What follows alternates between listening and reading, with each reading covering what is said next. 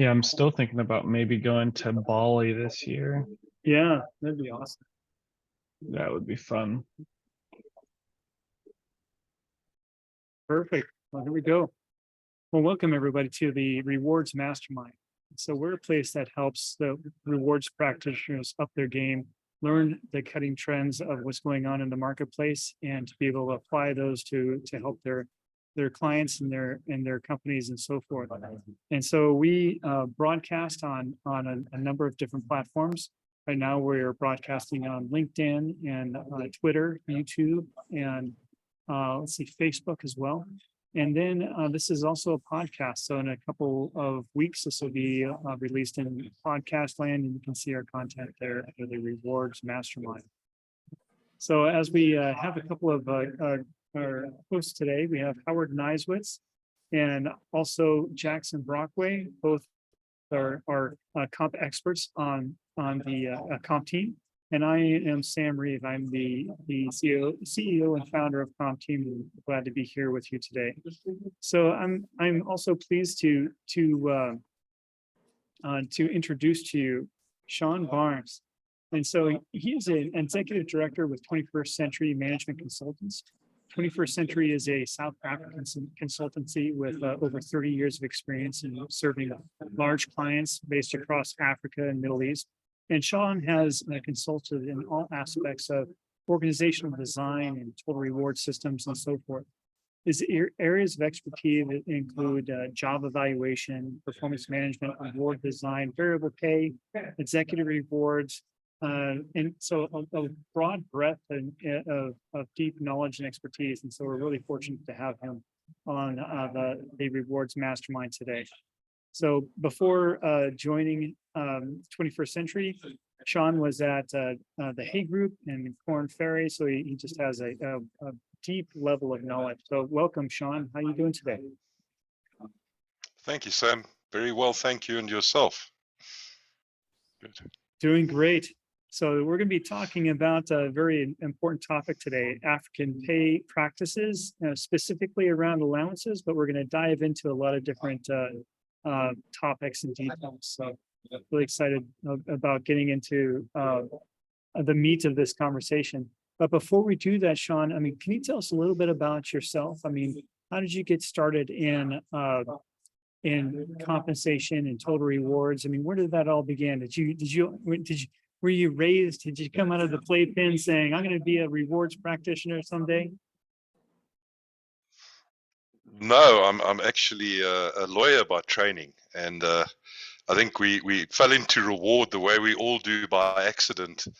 A misspent life, as they say.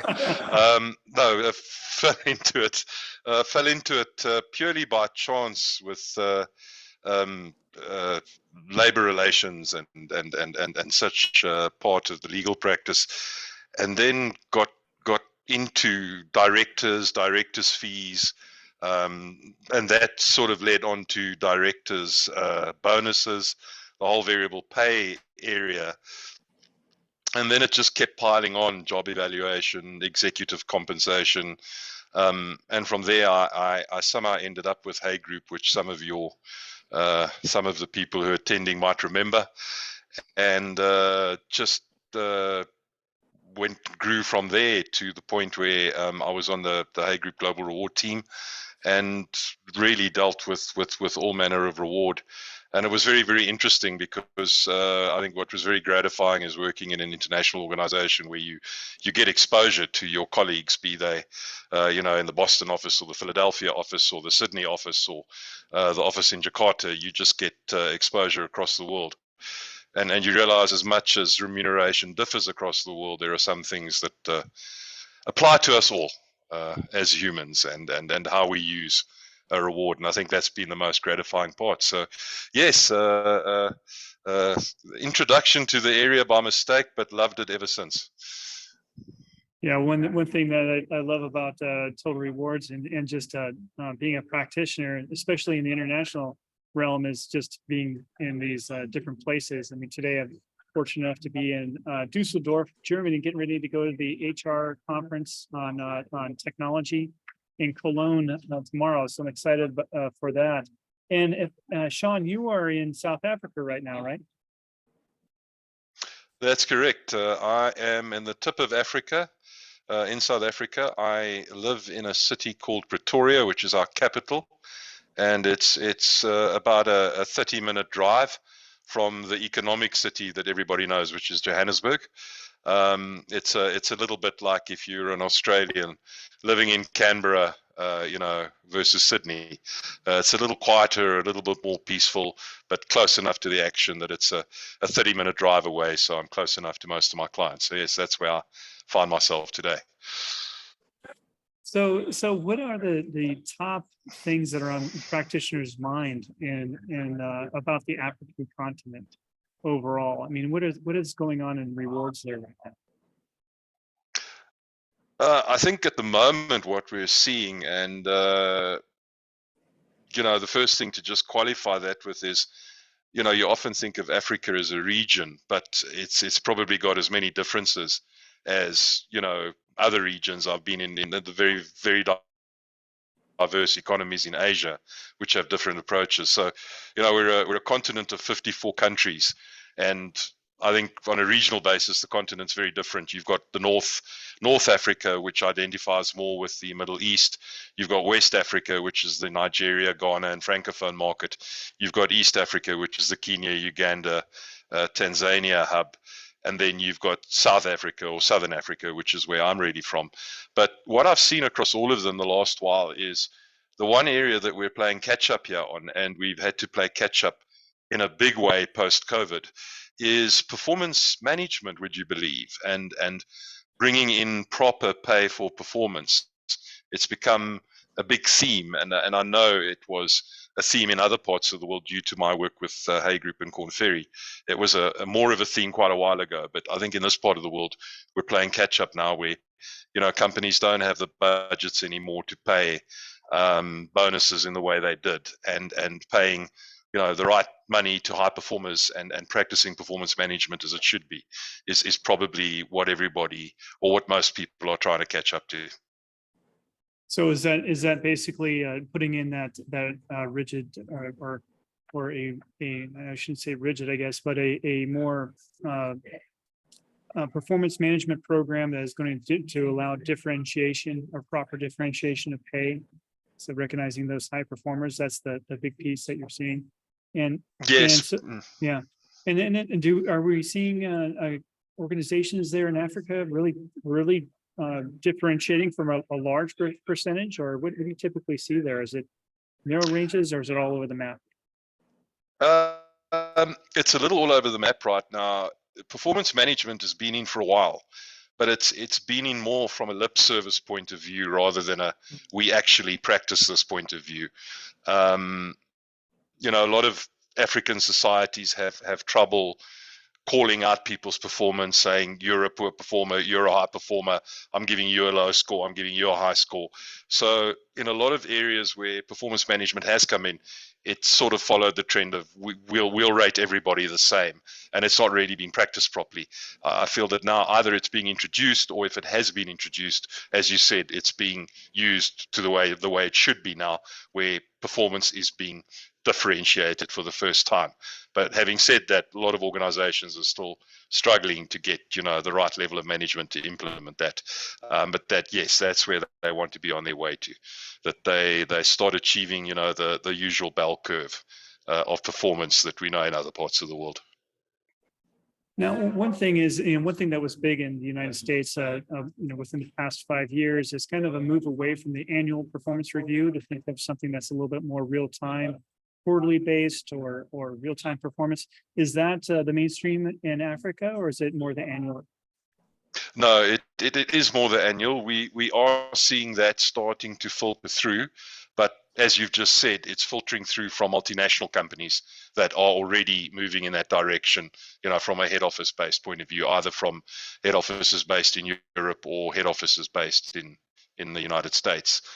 So they will start introducing that, but the local clients are struggling enough just with the annual as it is. So I see that starting to spread locally, probably in the next 5 to 7 years. There'll be a refinement of the system that you've already gone through on your side. Okay, so let's talk a little bit about multinational and practices, because a lot of our people that are listening into this podcast right now are listening in from the United States and where many of our listeners are. Then, and some of them, some of their big concerns is how do we start to that foothold or get that foothold in the African continent? So let's just start out where most multinationals are doing business over there right now. What are the main countries you see multinationals in? We're seeing we used to be the hub in the Southern African region. There's still, I think, a lot of interest in South Africa as a springboard. We have a lot of infrastructure problems right now, but we still have one of the more advanced financial systems. Our communication networks are fairly well set up, and I know that's actually going to come back and bite me in 10 minutes. Probably, I'm hoping not, but we still have good infrastructure, and I think our business practices are a little more aligned to previous colonial countries. We're very aligned with the UK, with Canada, with Australia, but I'm seeing a lot of interest at the moment in East Africa, and particularly the Kenyan market. Kenya really serves as the, if you follow a hub and spoke approach, Kenya is really the hub market. As we're the hub market for Southern Africa, Kenya is the hub market for East Africa. So I've been to Kenya quite a lot the last while. I've been there quite a few times, but I've been there in the last 2 years. I've been there quite a while, and the growth and the activity and companies now using that as a springboard into the rest of East Africa, even Central Africa, and to the Indian Ocean islands, like Mauritius, Seychelles, Madagascar, that I see a lot of interest growing. It's calmed down a bit in the West Africa. We saw incredible growth for a long time in Nigeria. I spent a lot of time, especially with South African companies and with quite a few multinationals in Nigeria, using Nigeria as the hub for West Africa. That took a knock the last 4 to 5 years because of the political situation. There was problems around repatriation of funds and profits. Corruption's always been a problem there. Where we're seeing the attention shift now in West Africa is more to Ghana as a hub. It's right next door to Nigeria. It's literally a 40-minute flight from Lagos to Accra. It's a much safer environment. The security is much better for companies. The traffic, Lagos is a city of 26 million people, and it's absolute chaos. I think the two worst places in Africa to visit traffic-wise is Lagos and Cairo. You literally take your life into your own hands. And we're seeing now that the West African focus is shifting more to Ghana, although it's smaller, quieter, it doesn't have quite the bustling economy, and it doesn't have an economy anywhere near the size of Nigeria. The business essentials are just in place better in Ghana. So, from a regional perspective, North Africa tends to be served by the Middle East, but for East Africa, it's Kenya, West Africa, Ghana, and then from Southern Africa, it's generally still South Africa. So when we're thinking about, so these companies are thinking about bridging out over there. What are the top concerns that they should be thinking about when hiring employees or a workforce in some of these African countries? We have a big talent issue in Africa. If you go to the World Bank figures, you'll see that if you go, especially in the traditional STEM skills, so your science, technology, engineering, and mathematics, your STEM skills, we are not producing per country in Africa, and this is South Africa included. We're not producing anywhere near the number of STEM graduates that we need to feed demand in those areas. So it's in the STEM disciplines, and the other area that we have a big shortage in is really middle management and people with strong management skills. So why I mention that as a problem is what you find in a lot of markets is there's a much smaller pool of available talent than you would say, you would find in an Indian, in an India, or in a Singapore, or one of those markets. The talent pool is much smaller, and that immediately has the oldest economic lesson in the book, supply and demand.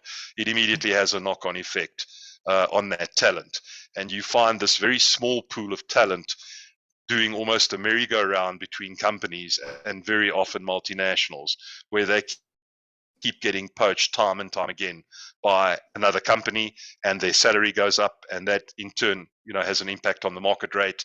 And people know that engineers now, their salaries have risen by quite a few percentage points above the general market in the last year. So that is probably the biggest concern, is the talent pool that we have here. How multinationals used to get by that was a fair number of expatriate staff coming to staff, the most important areas. But the problem that we have around that now is, in the same as the approach in the Middle East, there's almost a move towards localization. So a lot of the countries are adopting very strict localization quotas, where you can't import staff in the numbers and in the areas that you wanted to before, because there is now legislation and guidelines around, you have to employ X% of local staff versus a very much smaller percentage of expat staff. Are companies trying to introduce training programs to boost the pool of talent? Yes, Howard, strangely enough, they are, but very much falling behind in terms of bringing in the programs, but it's trying to get people to attend the programs, because for some strange reason, there's still although it's the area with the highest growth and which pays the best salaries, there's still a natural resistance in a lot of these countries to actually going into the STEM skills. They prefer to go into, political studies or law, or a lot of areas where there's an oversupply, and in a lot of the territories, it was the same as is experienced in a lot of these countries that are coming into it. I was in Vietnam about 10 years ago doing work for a multinational, and at the time I was quite amazed to find out that there wasn't a single graduate program at any Vietnamese university in any field of HR, and companies were trying to plug that gap with their own training programs. We were sitting in pretty much the same situation, where there is there's not the commensurate speed there should be in introducing these programs. So what we do find is that a lot of the multinational companies with the resources and with the budget are either sending people out to programs of their own, and we find that training in South Africa is scoring a lot from that, because it's much cheaper to send people here than, let's say, to Europe or to the United States or to the Middle East. But they are trying to make use of that to a greater degree, yes. I can imagine that's important. I mean, is there any kind of trends that they're doing with, so you mentioned that there's regulations require a certain type of quota in some areas where they need to hire locals first and to a certain percentage, and then they can bring in perhaps an expat. So are companies kind of gaming this in any way, or do you see what kind of the trends or behind the scenes what is this influencing? It works it's pretty much a game, and I've got a lot of clients in the Middle East, and I saw this in Saudi Arabia as well, where they've introduced a new policy called Saudiization. It starts with the legislation setting out a certain quota. Companies immediately find out how to game it. About 2 years later, the government catches on, plugs the loopholes where they can. The companies again come and find a new way to game it, and a year later, those loopholes are plugged. So it's pretty much a game that's ongoing. But I will say that it's from the starting stages where you would bring in advisors, or you would bring in lower level staff, or you would bring in people on 3-month contracts and then take them out of country and bring them back. Slowly but surely, it's tightening. And what I see now is more of an acceptance of we know the areas now that the government's serious about, and we have to grow our own talent locally, or we have to find the right talent locally and use that rather than gaming. In the technical skills areas, we still do find a lot of that, especially in the mining companies, because there's really a lack of skills. But we find that the governments that are concerned are a bit better placed to offer exemptions in those areas, because they know that the mining companies are providers of huge tax income, and there's royalty agreements in a lot of these countries. So depending on the industry, they'd be prepared to overlook some instances more than they would others. So you mentioned that the supply and demand of labor is definitely driving up prices quite a bit, and coveted roles. And so where can multinationals really find good data, local market data in the different African countries? It's a very good question, Sam, and I'm not saying that the way a politician would say that, where they're acknowledging a good question to give themselves time to think of a good answer. It's a question that I've dealt with since my days with Hay Group and Korn Ferry. The continent is very ill served by remuneration surveys. There's a much lower remuneration survey penetration rate than we'd be used to in United States or even in Europe, where not only do we have the large survey houses like the Korn Ferries and the Mercers, but we also have many boutique firms that offer their own niche surveys as well. We don't really have that here. We have a very advanced remuneration survey market in South Africa, where we have the main players, we're one of the niche players. We also run a national survey. But if you start heading north of us, the situation starts to worsen. You'll find the North African markets covered very well by the major consulting players like Korn Ferry and Mercer. They will cover North Africa out of their Middle East markets, mainly the Dubai market. But if you get to Southern and Central, East and West Africa, standard coverage across the continent is really limited to Korn Ferry and Mercer.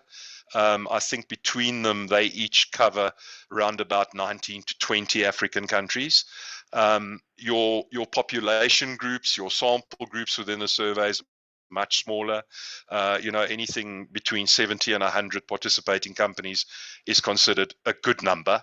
Whereas, if we had a survey in South Africa with 100 companies, nobody would take notice of it.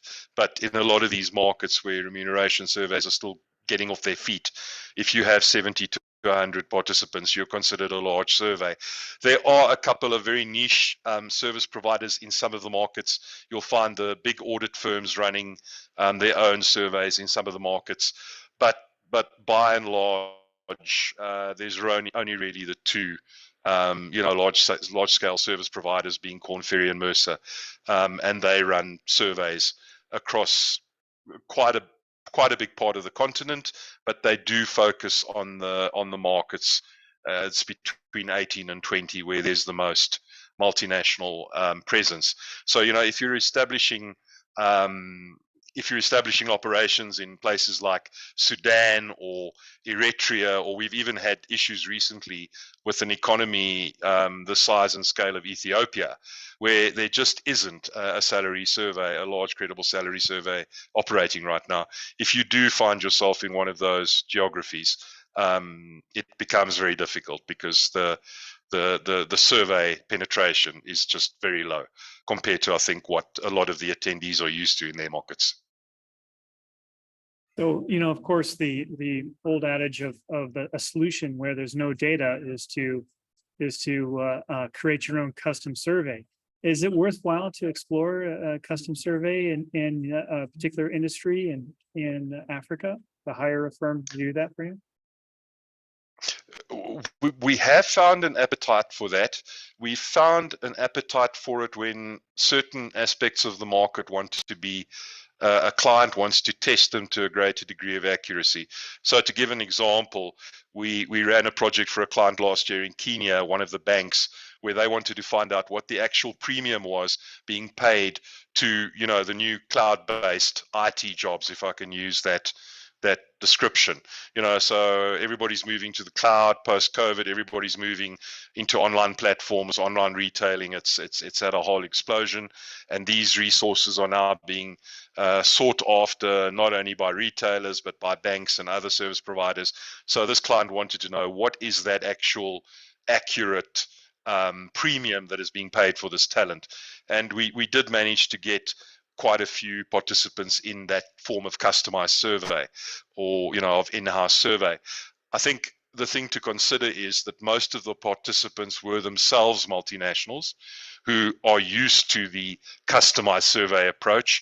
We struggled to get local companies to understand what the surveys about. You do get a copy, somebody's picking up the bill and footing the bill. You do get access to the information that is supplied on a certain scale. So no, amongst local companies, just the knowledge of what a survey constitutes and how a survey operates, that education is still building. But amongst the multinationals, of course, due to the knowledge input from head office and how these companies operate, the acceptance to that is far greater amongst the multinationals. But you'll find that most of the survey, if I can use a phrase, the survey action across the continent, the bedrock of that survey action are your multinational companies. Okay, so one thing is it just seems to be like there's you just need a need to understand. I mean, there's a ton of different countries in Africa, and keeping up on track of them is got to be really difficult.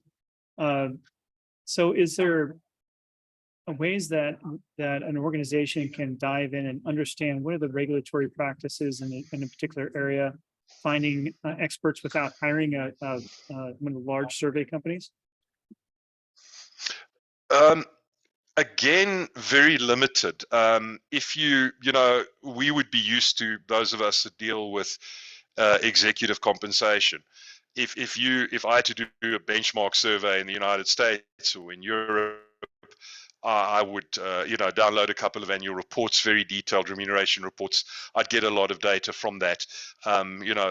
Research by proxy, it's there, it's open. The regulations and the governance requires certain things to be published on public platforms. The same is not true. If you went and did the same proxy research, and I was involved in this last year trying to do the same proxy research in Ghana, they have no such. The governance is very lacking in that area. So the very open and transparent declarations around reward that you find in other parts of the world is still settling in here. So to do a research-based approach doesn't yield much information. You will find you will, even in some geographies, you'll struggle to find the legislation posted online. Some local governments are still not fully digitized in that respect. So it does become a problem, and a lot of companies, operating for the first time in these environments, do make use of the on-ground or in-country consultants that can guide them. Please be aware you have to register with this department. Please be aware you have to register for that tax, and all such things. So it's a very different environment. No, you don't really have access to the non-consultant or service provider driven information that you would in other geographies. And so how do companies find that on the ground expertise like that? Is there some recommendations you can provide? Yes, the major markets have fairly well established local consulting arms, local consulting houses that do offer that service. We work across Africa, so we do offer that service for the main African markets. You'll find the same with the international players like your Korn Ferries and your Mercers. They'll be able to give you good guidance in terms of the data and the extensive database they have of, as I say, between 17 to 20 countries that they cover and the trends that they cover. But none of it all depends on the geography. You're on fairly solid ground if you're establishing your office in Nairobi. You're on less solid ground if you're establishing your office in Addis Ababa in Ethiopia. It's going to be a little more complicated, and in some of these geographies you really need the advisors on the ground, not only to tell you what you need to do, but also, and I'm going to try and put this in a very tactful way, to smooth the way in terms of how it gets done and how quickly it gets done. Well put. Considering how challenging it is to find external market data, do you see companies, leaning more heavily on internal equity, or do you still have like a big desire to be externally competitive over that internal competitiveness? Jackson, that's a good question. The problem is internal equity is important because it's something that is quite a strong subject within the African market. A lot of African societies are built around very close family ties, very close community ties, and there is a sense of fairness that permeates. It's really frowned upon in some countries to have people who are paid markedly different salaries for doing the same job. So, the whole equal pay for work of equal value approach has always actually been ingrained in many of the African countries. I think starting internal equity is important, but there does need to be some form of external guidance due to the fact that you've got such talent shortages. If you get it wrong, if my answer is making sense, if you do get it wrong, the risk, the dangers, and the effects are going to be a lot more pronounced, and that talent will move quickly and will not have a problem. If it's sought after, will not have a problem in moving. So you have to become a little bit more creative then. If you're in a geography where there isn't as much market data available, you might use a neighboring country which does have market data. So you would use quite well established surveys in Kenya as an example. If you're close to the Kenyan market, you would use that as a benchmark and try to find some local inputs around purchasing power parity, cost of living index, cost of living, inflation, all of those economic indicators, and form some kind of an idea of what a like-for-like salary from a close regional country would be. It makes for a lot more creative benchmarking, if I can put it that way. Understood, for sure. And so, a lot of multinationals and companies that extend over there, they have the common misconception that they can just apply U.S. practices. So, can you tell us some of the big gaffes that the multinationals typically make, and then what is the actual practice that a lot of African countries follow as far as their compensation and rewards? I think the biggest difference in the issue that I've dealt with, and I've dealt with these arguments with quite a few multinationals, be they headquartered in Frankfurt or headquartered in Paris or headquartered in New York. The theme has been pretty much the same. Going back to my point earlier about Africa being slightly behind the curve in a lot of these trends, performance being one of them. The biggest difference between the approach to remuneration in Africa versus other territories is probably around the total cost to company approach. And why I say that is, where in many other geographies, and ours included in South Africa, different forms of allowances and benefits that might have been there in previous years, a tax neutral approach by governments and tax authorities has really wiped that out and made a lot of these allowances that were lopped onto packages almost tax neutral. So, here in South Africa, we used to have 5 or 6 different allowances, housing allowances and car allowances as such, that gave you a tax benefit. That was taken away about 10 years ago. So we're very much on a total cost to company basis. The problem is in sub-Saharan Africa, South Africa excluded, and our immediate neighbors, because they practice very much what we do. So if you take your Namibia, your Botswana, those countries that are our immediate neighbors that very much follow our practices. If you start moving further north, allowances still form between 20 and 30% of the compensation package. And I think multinationals make a mistake when they come in and say, we're just going to convert all these allowances to form a cash component as part of the salary, and we're not going to have the allowances in place. The allowances are in place for various reasons, and to understand those reasons is very important. The first reason is the allowance is often compensating for something the country cannot offer from an infrastructure point of view. So you will have a generator allowance to allow you to have electricity when you're at home. You'll have a security allowance to provide, levels of security. You'll have a lot of the allowances are there to compensate for some form of government or infrastructure inadequacy. The car allowance will pay for a car that you wouldn't be able to buy your own car, because buying cars on leases or on length purchase agreements over a number of years just isn't available. So the allowances might be there for that. The second reason they might be there for is to make up for a service provision gap that African markets don't have. If you had to say to me in South Africa, and I think it would be the same in the US, we're going to pay you an amount that you have to find a medical provider for. You have to find a medical aid. You'd have a number of service providers that you could approach for that.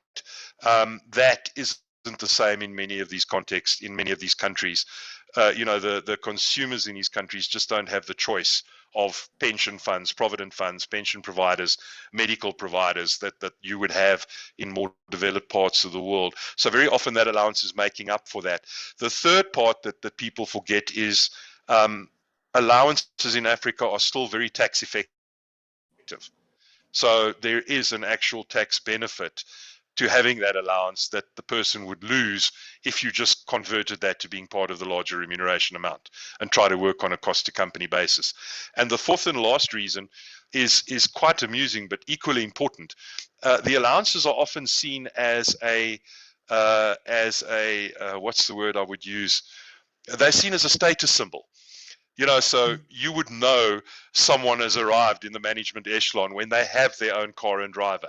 You would know that they've arrived in the management echelon when they aren't worried about the lights being out at night because they have a generator allowance. So a lot of the allowances are seen as status symbols attached to the level of the job. So for those reasons, one of the biggest downfalls we have of multinationals coming into the territory is you have to be aware of the importance of allowances. It is starting to become less. To give you an example, 10 years ago, the Nigerian market had 92 different allowances, which is just absurd. That has now dropped to, wait for it, the very small number of 41. So it's more than halved. But you're still working with 41 allowances, which is a nightmare for any compensation team. But over time, we expect to see the allowances moving more towards a cash neutral position. Governments are becoming aware of the need to not have that many tax loopholes for allowances, so that is being tightened on. But I'd say for the next 5 to 8 years, allowances will still be a very big part of the reward arena, and companies have to take them into account, because candidates will literally often leave on the basis of better canteen benefits, better food benefits, better transport benefits, better all-round allowances that are offered at another company. So that's definitely what I've heard, and the reason why we're having the conversation today. But yeah. But it doesn't help that the employer often says to us, but I don't know why they're moaning, because we've taken that amount and given it to them in cash. And then, my answer to that is often, it doesn't make any difference to them, because they don't have a local service provider that can provide them that service in the way that you had a large external company that was providing that service within the allowance. So so I guess that part of the burden upon companies is to not only provide the allowance, but also provide the service providers around that particular benefit to ensure that's fulfilled for their employees. Is that correct? That's correct. So I was just advising a South African company who are establishing quite a large office in Uganda, and one of their biggest difficulties was trying to find a local medical service provider that could provide medical insurance for their staff members, where they were not put in the position where if there was some grave injury or illness, that they would actually have to fly those people out either to Europe or south to South Africa.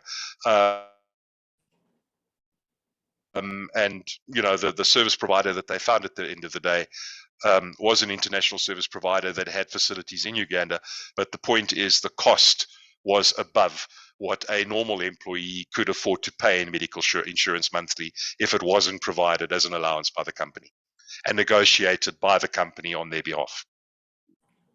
I can understand how the multinationals can deal with this, but is this a hindrance to smaller startup organizations that are looking to expand in Africa? How do they even start to compete?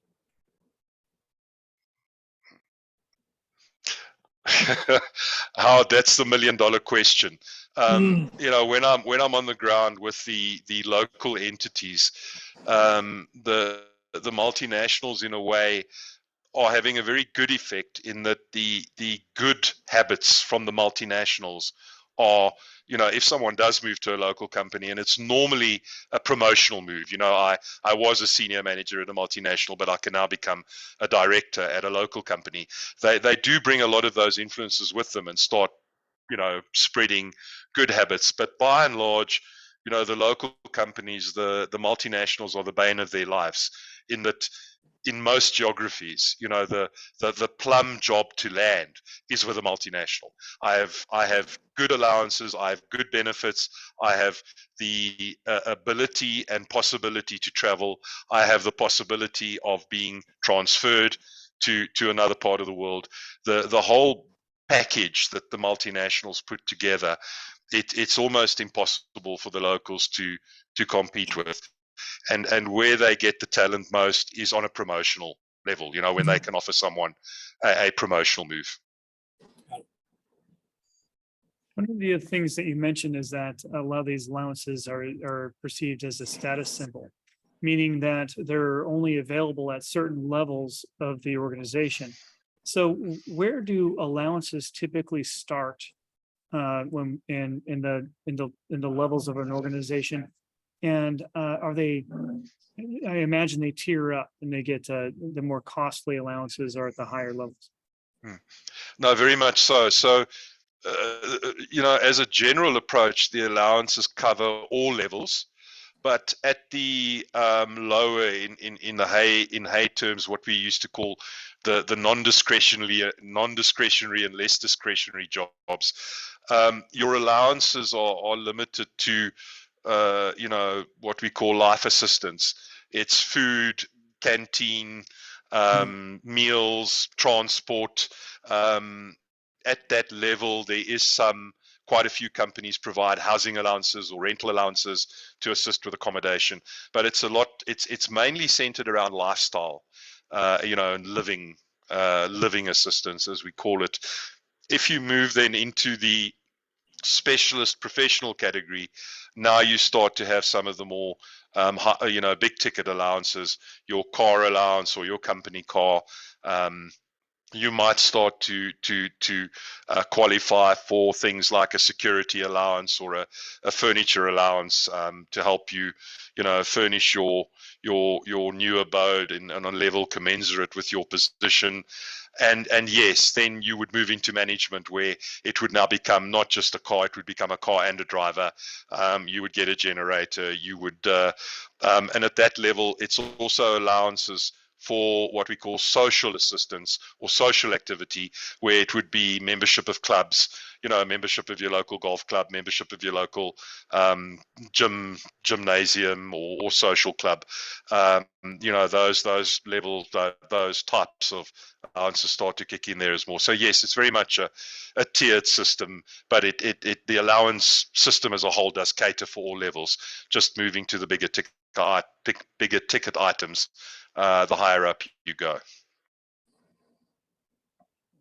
So once an organization, defines their allowance strategy, their pay strategy, and so forth. I mean, you were talking about the volatility of the region and how things change quickly. How often should that philosophy be re-examined?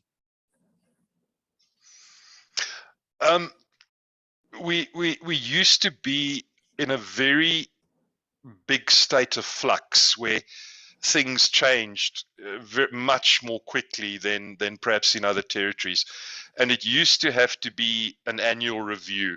I'm happy to say that in especially the larger markets and most of the more commercial markets, things have settled down.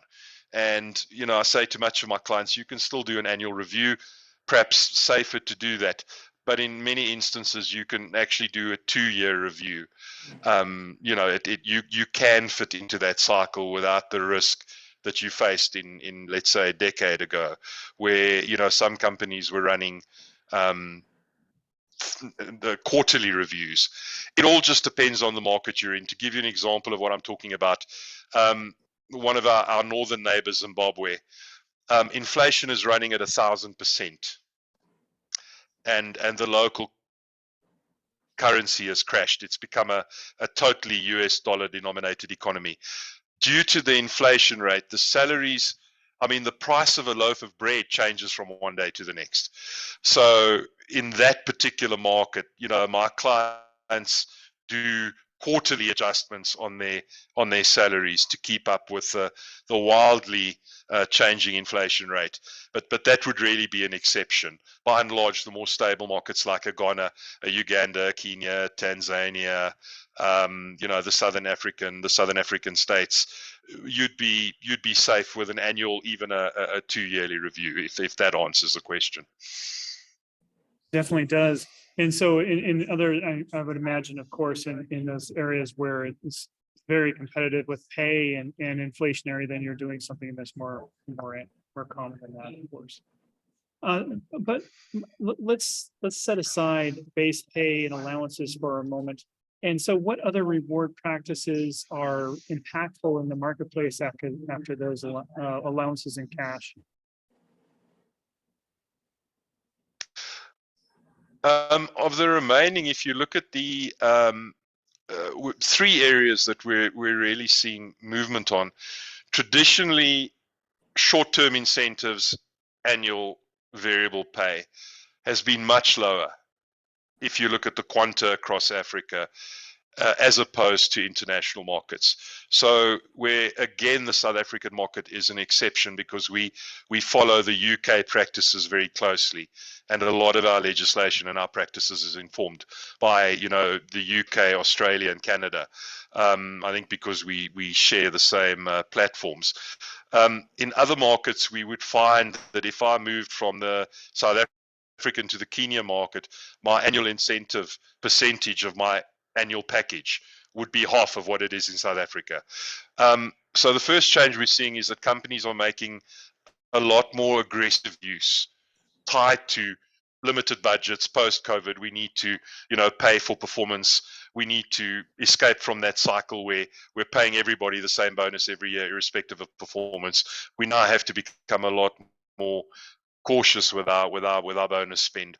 We're seeing the size of the annual incentives start to increase and probably start to become more in line with percentages that we're used to on a European and UK level. Still not as aggressive as the US market, which ever since I can remember has been the most aggressive in terms of both short-term and long-term incentive percentages. The second element, long-term incentives not a big thing in Africa. Again, apart from the South African market, we have a very strongly established long-term incentive culture here. You can't get a good job with a big company unless you offer some form of 3 to 5 year, either cash-based shares, options, restricted stock, very much the same models as you're used to in the US or as they have in Europe. But beyond our borders again, I'd say LTI penetration, probably around 20% for the continent, but we are starting to see it increase. It's not increasing in the same ways in the other territories due to a lower concentration of publicly listed companies.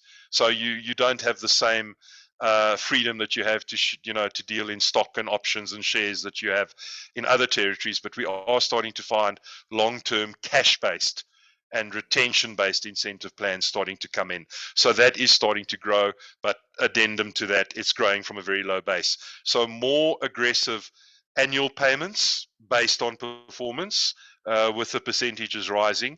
The long-term incentive schemes are starting to come into effect in quite a few markets, but more on a cash basis, spread over 3 to 5 years. And then the third element, surprisingly enough, is one I think we don't pay enough attention to ourselves as reward practitioners, and that's the non-financial reward or the recognition.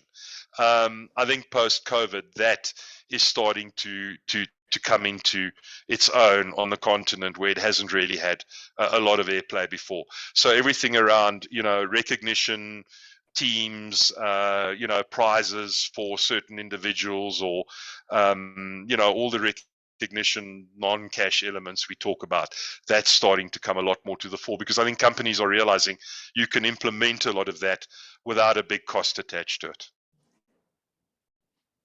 Well, thank you so much, Scott, for joining us today. And there's a lot of great information here. Can you, what are the takeaways that our listeners should be thinking about if they're thinking about moving or moving or establishing a presence in the African continent? What are the top things that they should be thinking about? I would say, first of all, make very sure that you have a local advisor. And here I would often, rather go the way of using a fellow multinational. I know it does have a cost attached to it, but if you look at the big four auditing firms, they are present across Africa. We've got a lot of the international mobility firms that do have presence in Africa. It's always better to use a reputable advisor, because you could do that old thing. I can't remember the exact saying from the UK now, but saving a penny and it costs you £1 at the end of the day, it's going to come back and bite you. Rather, expend the money and have a reputable on the ground advisor. Try to check with, if you don't have a remuneration survey in the country, again, try to approach a consultancy that can help you. And again, I'm not pitching for business. We don't cover all of the African markets, but it's better to try and get a second opinion. Don't always believe what you are told by the employees and the staff on the ground. They're human like the rest of the world. They'll tell you what they want you to hear, and they'll drive their agenda. So it's always just good to see if you're putting the right spend in the right places. And, they've told you no, but if you pay a X allowance in this country, you'll be groundbreakers. And then you come back and a service provider tells you, but that's never been a thing in the market and nobody would know what it means anyway. Rather just be sure of those things, because it can come back and bite you. So I think first takeaway would be get proper advice. It is the more expensive route, but it's worth it at the end of the day, because the price of failure will just be far greater.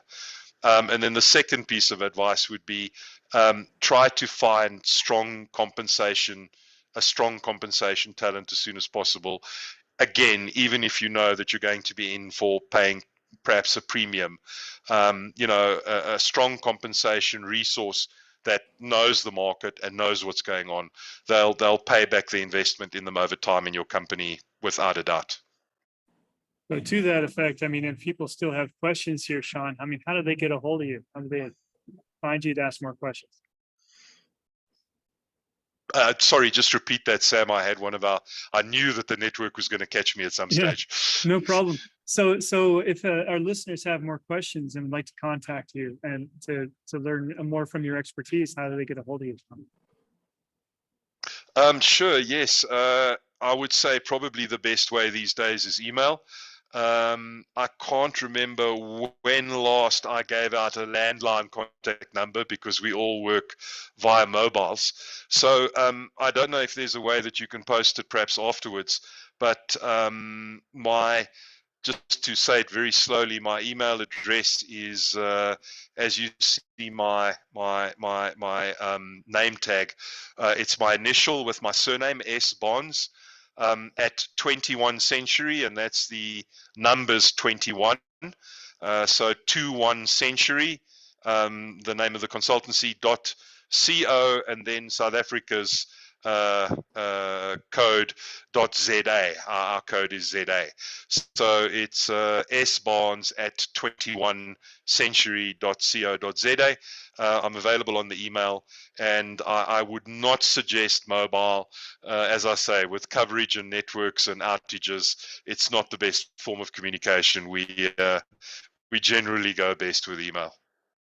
But also, if you want to go and Google 21st Century Management Consultant South Africa, we won't tell you how, but we're always at the top of the Google search. So it will pop up, and if you go onto our website, we've got a fully interactive website.